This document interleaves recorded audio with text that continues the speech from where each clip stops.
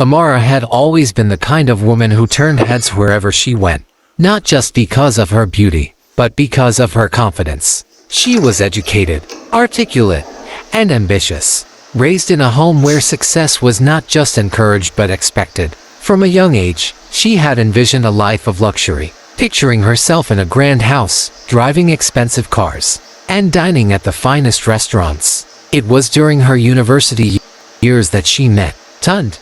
He was not the kind of man she had imagined herself with, humble, soft-spoken, and content with a simple life. He was intelligent, hardworking, and full of dreams. But unlike the men Amara admired, he did not flaunt wealth or wear designer clothes. He spoke of values, of love, of building from the ground up.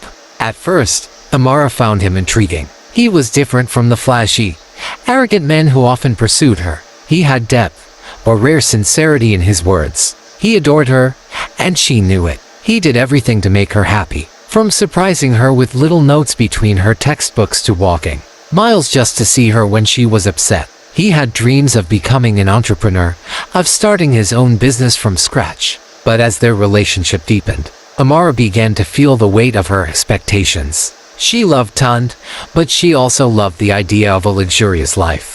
Her friends whispered in her ears, telling her she deserved more. Love is sweet, but money makes it sweeter. One of her closest friends, Yemi, had told her. One evening, after a long debate within herself, she sat Tunde down at her favorite cafe. "I love you, but I can't do this anymore," she said, her voice devoid of emotion. "I need more than love, Tunde. I need security. I need a man who can give me the life I deserve." Tunde's face fell, but he did not beg. He only nodded slowly and said, "I understand, Amara.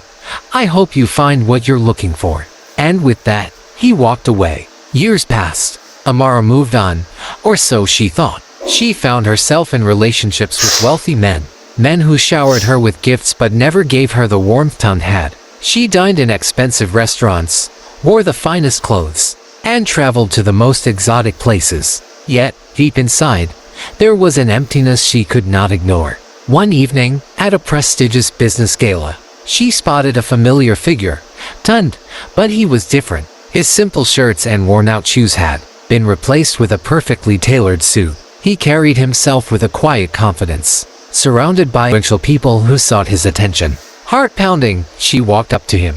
"Tunde." He turned, and for a moment, she saw the flicker of recognition in his eyes. Then he smiled a polite, distant smile. "Amara," he said. You look good," she stammered. "So do you," he replied.